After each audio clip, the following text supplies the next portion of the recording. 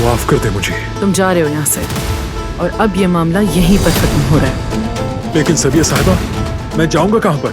मेरा खानदान बारान साहब के कब्जे में है। अगर उन्हें कोई नुकसान पहुंचा तो? वो कुछ नहीं करेगा उनके साथ। लगता है ड्रीम वेडिंग करीब आ गई। दूल्हे का लिबास खूबसूरत है।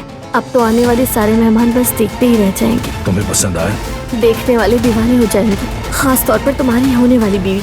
ऐसा है तो मैं ये सिर्फ तुम्हारे लिए ही पहनूंगा। हाँ बोलो जिहान। आपने वो सब मुझे बचाने के लिए किया, शुक्रिया। उस लड़की ने खुद अपनी जबान से कहा है कि मैंने तुमसे खेल खेला है। बेटा तुम अब भी उसकी तरफदारी कर रहे हो। वो फाइल कहाँ चली गई? नहीं है, लगता है वो फाइल मुझे नहीं मिलेगी। ये रही। क्या कर रही हो तुम? क्या सुनना चाहते हो मुझसे? सब सवालों के जवाब आज ढूंढ लूंगा, बस थोड़ा सा सब्र।